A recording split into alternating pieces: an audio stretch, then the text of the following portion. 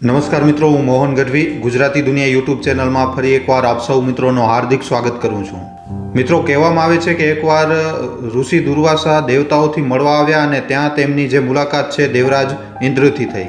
દેવરાજ ઇન્દ્રને જોઈને દુર્વાસા ઋષિ ખૂબ જ વધારે ખુશ થઈ ગયા અને એમના ગળામાંથી ફૂલોની માળા કાઢી અને એમને આપી દીધી. પણ ઘમંડમાં ચૂર થઈ ગયેલા દેવરાજ ઇન્દ્રએ એ માળા પોતાના ગળામાંથી કાઢી અને પોતાના હાથી એરાવતને આપી દીધી. અને એના પછી જે ઘટના ઘટી, જે વસ્તુ થઈ, દેવતાઓ માટે એક ખરાબ સપનાથી કાંઈ ઓછી નથી. અને અહીંયાથી જ નીવ પડી હિન્દુઓના સૌથી મોટા પર્વ મહાકુંભની. મિત્રો, મહાકુંભ આખી દુનિયાભરમાં એકમાત્ર એવો ધાર્મિક પર્વ છે જ્યાં લાખો લોકોની સંખ્યા એક સાથે ભેગી થાય છે. કહેવામાં એમ પણ આવે છે કે મહાકુંભનો આ દ્રશ્ય અંતરિક્ષમાંથી પણ જોઈ શકાય છે, અંતરિક્ષમાંથી પણ દેખાય છે. પણ આ મહાકુંભ છે શું? આ શબ્દનો અર્થ શું છે? આનો દુર્વાસા ઋષિ અને દેવરાજ ઇન્દ્રથી શું સંબંધ છે? શું આ મહાકુંભની કહાની સમુદ્ર મંથનથી પણ જોડાયેલી છે? તો મિત્રો, ચાલો આજના આ વિડીયોમાં આપણે જાણીએ મહાકુંભથી જોડાયેલી હરેક વસ્તુ જે લગભગ તમને ખબર નહીં હોય. મિત્રો, કુંભનો અર્થ થાય છે ગળો. આને આપણે ધાર્મિક રીતે જોઈએ તો મહાકુંભનો અર્થ થાય છે અમૃતથી ભરાયેલો એક ગળો. આ પર્વને ધૂમધામથી ઉજવવા માટે ભારતની 4 જગ્યાઓ હરિદ્વાર, પ્રયાગરાજ, ઉજ્જૈન અને નાસિકમાં આનું આયોજન કરવામાં આવે છે. અને આ વખતે આ મેળો જે છે એ ઉત્તર પ્રદેશના પ્રયાગરાજમાં લાગેલો છે, જેમાં હિન્દુ ધર્મના લોકો ખૂબ જ વધારે આસ્થા રાખે છે. દેશ અને વિદેશમાંથી લાખોની સંખ્યામાં શ્રદ્ધાળુ આ મેળાનો હિસ્સો બનવા માટે પણ આવે છે. અહીંયા એક બીજી પણ માન્યતા છે કે અહીંયા સ્નાન કરવાથી લોકોના બધા જ પાપ નષ્ટ થઈ જાય છે અને એમને મોક્ષની પ્રાપ્તિ થઈ જાય છે. પણ મિત્રો, અહીંયા એક ખૂબ જ મોટો પ્રશ્ન ઊભો થાય છે કે આખરે આ ફેરે આ મહાકુંભનો મેળો 144 વર્ષ પછી શું કામ લાગ્યો છે? અને આ મહાકુંભની શરૂઆત કેવી રીતે થઈ? તો મિત્રો, આની પાછળ એક ખૂબ જ પૌરાણિક કહાની છે જે વિડીયોની શરૂઆતમાં અમે તમને જણાવી. ચાલો એ કથાને આપણે જરાક વિસ્તારથી જાણી લઈએ. તો જેમ કે અમે તમને જણાવ્યું કે એકવાર ઋષિ દુર્વાસા જ્યારે દેવતાઓથી મળવા માટે પહોંચ્યા તો એમની મુલાકાત દેવરાજ ઇન્દ્ર સાથે થઈ, જે પોતાના દિવ્ય હાથી એરાવત ઉપર બેઠેલા પોતાની જ ધૂનમાં એકદમ મગન હતા. ઇન્દ્રને જોઈને ઋષિ દુર્વાસા ખૂબ જ વધારે ખુશ થયા અને પોતાના ગળામાંથી કાઢીને એક ફૂલોની માળા એમને આપી દીધી. પણ અહંકારમાં ડૂબેલા દેવરાજ ઇન્દ્રએ માળા પોતાના ગળામાંથી કાઢીને પોતાના હાથી એરાવતની સૂંઢ ઉપર રાખી દીધી. અહંકારમાં ચૂર થઈ ગયેલા દેવરાજ ઇન્દ્રને એ વાતનો બિલકુલ પણ અંદાજો નહોતો કે એમણે કેટલી મોટી ભૂલ કરી નાખી છે. એવામાં હવે આ ભૂલ એમને અને બધા દેવતાઓને ખૂબ જ વધારે ભારી પડવાની હતી. કારણ કે દેવરાજ ઇન્દ્રનો હાથી એરાવત હતો તો એક જનાવર જ. એને ક્યાં ખબર હતી કે ઋષિ દુર્વાસા કોણ છે અને આ માળાનો શું મૂલ્ય છે? એણે એ માળાને પોતાની સૂંઢથી પકડીને નીચે ફેંકી દીધી અને ખાલી એટલું જ નહીં, પોતાના પગથી એને કચડી પણ નાખી. ઋષિ દુર્વાસા ત્યાં જ ઊભા હતા અને આ બધી વસ્તુ એમની નજરોની સામે થઈ રહી હતી, જેને જોઈને એમને ખૂબ જ વધારે ગુસ્સો પણ આવી રહ્યો હતો અને અપમાન પણ લાગી રહ્યું હતું.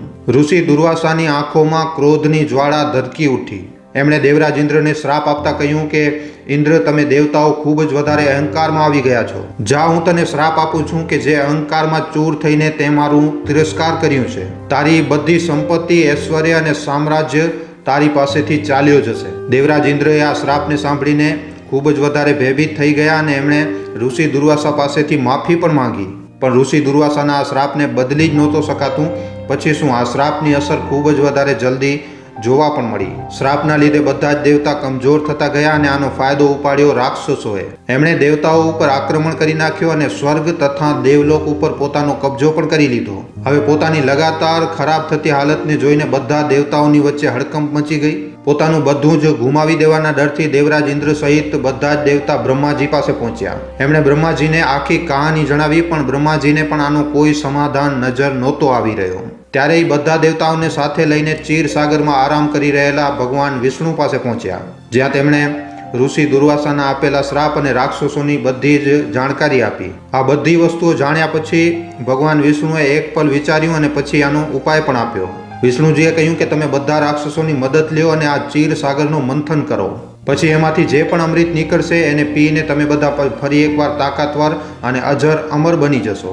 ભગવાન વિષ્ણુથી આ સાંભળ્યા પછી દેવતાઓએ રાહતના શ્વાસ લીધા અને તેમનો આભાર વ્યક્ત કર્યો. આના પછી દેવતા રાક્ષસોથી મળ્યા અને સમુદ્ર મંથનના વિષયમાં જણાવ્યું. રાક્ષસ પણ અમૃતની લાલચમાં સમુદ્ર મંથન માટે તૈયાર થઈ ગયા. એના પછી શું હતું? ભગવાન વિષ્ણુની આજ્ઞા અનુસાર મંદાર પર્વતને મંથરી બનાવીને એના ઉપર એક રસાની જેમ વાસુકી નાગને લપેટવામાં આવ્યું અને સમુદ્ર મંથન ચાલુ કરવામાં આવ્યું. દેવતા અને રાક્ષસ વાસુકી નાગના બંને હિસ્સાઓને પકડીને એક સાથે સમુદ્ર મંથન કરવા લાગ્યા, જેના પરિણામ સ્વરૂપે થોડાક સમય પછી જ સમુદ્રમાંથી જુદી જુદી પ્રકારની વસ્તુઓ નીકળવા લાગી. સૌથી પહેલાં તો આમાંથી મિત્રો હળાહળ વિષ નીકળ્યો, જેના પ્રભાવથી આખી પૃથ્વી ઉપર હડકંપ મચી ગઈ. એવામાં સમગ્ર પૃથ્વીને આ સંકટથી બચાવવા માટે સ્વયં મહાદેવ આગળ આવ્યા અને એ સંકટને, એ વિષને પોતાના ગળામાં ધારણ કરી લીધો. આ વિષના પ્રભાવથી એમનો કંઠ જે હતો એ નીલો પડી ગયો. એના પછી એમને નીલકંઠના નામથી પણ ઓળખવામાં આવ્યો. હવે હળાહળ વિષના નિવારણ પછી મંથન ફરી એકવાર ચાલુ કરવામાં આવ્યું.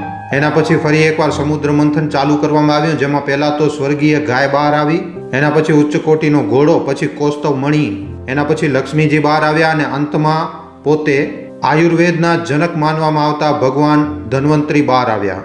ભગવાન અમૃતનું કુંભ મતલબ કે કળશ લઈને બહાર આવ્યા. રાક્ષસોએ જ્યારે અમૃતનો કુંભ જોયો તો રાક્ષસોએ એને જાટીને ત્યાંથી ભાગી નીકળવાનું વિચાર્યું અને આના લીધે રાક્ષસો અને દેવતાઓની વચ્ચે 12 દિવસ સુધી યુદ્ધ ચાલ્યું. આ યુદ્ધની વચ્ચે મોકો જોઈને ઇન્દ્રના પુત્ર જયંતે એ કુંભ જાટી લીધો અને ભાગ્યા. કહેવામાં એમ આવે છે કે જ્યારે એ ભાગી રહ્યા હતા ત્યારે એ અમૃતનો જે કુંભ હતો એમાંથી 4 ટીપા અમૃતના પડી ગયા અને એ ધરતી ઉપર નદીના કિનારે અલગ અલગ જગ્યાઓ ઉપર પડ્યા, જે પ્રયાગરાજ, હરિદ્વાર, ઉજ્જૈન અને નાસિકના નદી કિનારે પડ્યા હતા. અને ત્યારથી જ મિત્રો આ જગ્યાને ખૂબ જ વધારે પવિત્ર માનવામાં આવ્યું અને ત્યારથી જ આ જગ્યાઓ ઉપર કુંભ મેળાની શરૂઆત થઈ ગઈ. આના પાછળની કહાની તો તમને બધાને ખબર જ હશે. તો મિત્રો આ હતી કુંભ મેળાની ઉત્પત્તિની કહાની. હવે આપણે એ સમજીએ કે કુંભ મેળો 12 વર્ષમાં એક જ વાર શું કામ આવે છે. આનો જવાબ જાણવા માટે મિત્રો આપણને ફરી પાછળ જવું પડશે, જ્યારે દેવતા અને રાક્ષસોની વચ્ચે યુદ્ધ ચાલી રહ્યું હતું. જુઓ મિત્રો, અમૃત જે હતું એ રાક્ષસ અને દેવતા બંને માટે ખૂબ જ જરૂરી હતું અને બંને પક્ષ હરેક હાલતમાં આને લેવા માંગતા હતા અને આના લીધે જ બંનેની વચ્ચે 12 દિવસ સુધી યુદ્ધ ચાલ્યું. ધાર્મિક શાસ્ત્રોના અનુસાર દેવતાઓનો એક દિવસ આપણા એક વર્ષના બરાબર હોય છે અને આ જ કારણ છે કે દર 12 વર્ષ પછી કુંભ મેળાનું આયોજન કરવામાં આવે છે. માનવામાં આવે છે કે દર 12 વર્ષ પછી ખાસ સમય આવે છે જ્યારે પ્રયાગરાજમાં ત્રિવેણી સંગમ, હરિદ્વારમાં ગંગા નદી, ઉજ્જૈનમાં શિપ્રા નદી અને ઉજ્જૈનમાં ગોદાવરી નદીના કિનારે અમૃત રૂપી શક્તિ પ્રગટ થાય છે. અને આ જ કારણ છે કે આ દરમિયાન દેશ અને વિદેશમાંથી લાખોની સંખ્યામાં શ્રદ્ધાળુ અહીંયા ડૂબકી મારવા માટે આવે છે, જેનાથી એમને મોક્ષની પ્રાપ્તિ થાય. તો મિત્રો, હવે આપણે એ પણ જાણી ચૂક્યા છીએ કે કુંભના મેળાની ઉત્પત્તિ કેવી રીતે થઈ. ચાલો હવે આપણે જાણીએ કે કુંભ કેટલા પ્રકારના હોય છે. તો મિત્રો, તમને જણાવી દઈએ કે કુંભ 4 પ્રકારના હોય છે: કુંભ, અર્ધકુંભ, પૂર્ણ કુંભ અને મહાકુંભ. કુંભ મેળાનું આયોજન દર 12 વર્ષો પછી હરિદ્વાર, નાસિક, ઉજ્જૈન અને પ્રયાગરાજમાં થાય છે. એક પછી એક અલગ અલગ જગ્યા ઉપર એને 4 વાર આયોજિત કરવામાં આવે છે. ત્યાં જ મિત્રો જે અર્ધકુંભ છે એ દર 6 વર્ષોમાં એકવાર મનાવવામાં આવે છે, જેને ખાલી પ્રયાગરાજ અને હરિદ્વારમાં આયોજિત કરવામાં આવે છે. દર 6 વર્ષો પછી આયોજિત થવાના લીધે આને અર્ધકુંભ કહેવામાં આવે છે. પૂર્ણ કુંભ દર 12 વર્ષો પછી પ્રયાગરાજના સંગમ તટ ઉપર આયોજિત કરવામાં આવે છે. સાધારણ રીતે આપણે સમજીએ તો હરેક કુંભ છે 12 વર્ષો પછી જો પ્રયાગરાજમાં આયોજિત કરવામાં આવે તો એને પૂર્ણ કુંભ કહેવામાં આવે છે. પ્રયાગરાજમાં આયોજિત થનારા કુંભને ખૂબ જ વધારે શુભ માનવામાં આવે છે. અને એના પછી સૌથી છેલ્લે આવે છે મિત્રો મહાકુંભ, જેને હરેક 12મા કુંભ ઉપર મનાવવામાં આવે છે. મતલબ કે દર 12 વર્ષો પછી આવનારા કુંભના 12 આયોજન પૂરા થઈ જાય એના પછી મહાકુંભ આયોજિત કરવામાં આવે છે. મતલબ કે 12 વાર કુંભ રિપીટ થઈ જશે. એના પછી 144 વર્ષ પછી જે કુંભ આવશે એને મહાકુંભ કહેવામાં આવે છે. અને આ જે મહાકુંભ હોય છે એ હંમેશા પ્રયાગરાજમાં જ આયોજિત કરવામાં આવે છે.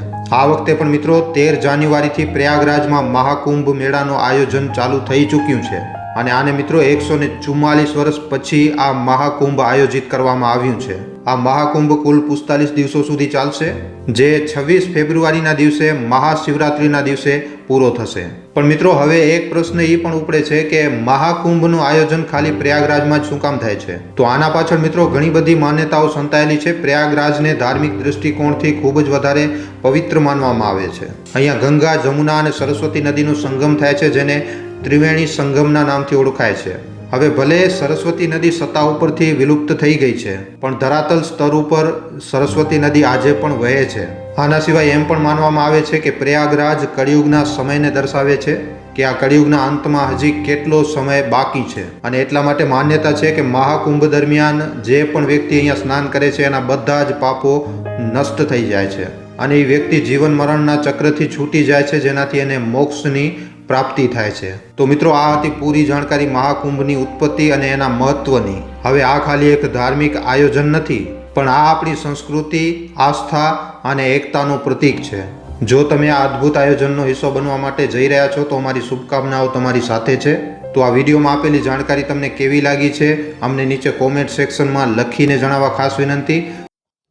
મિત્રો, તમારા માટે એક સારા વિષય ઉપર વિડીયો બનાવવામાં અમને ઘણો જ સમય લાગી જાય છે, માટે આ વિડીયોના બદલે અમે તમારા પાસેથી એક લાઇક અને એક શેરની આશા જરૂર રાખીએ છીએ, કારણ કે તમારી એક લાઇક અને એક શેર અમને આવા જ જાણકારીસભર વિડીયો બનાવવાની પ્રેરણા આપે છે. માટે જો આ વિડીયો તમને પસંદ આવ્યો હોય તો આ વિડીયોને લાઇક કરીને તમારા મિત્રો અને પરિજનો સાથે શેર કરવા ખાસ વિનંતી. અને જો તમે અમારા ગુજરાતી દુનિયા નામના યુટ્યુબ ચેનલ ઉપર પહેલીવાર આવ્યા છો તો હમણાં જ આ ચેનલને સબસ્ક્રાઇબ કરી લેજો.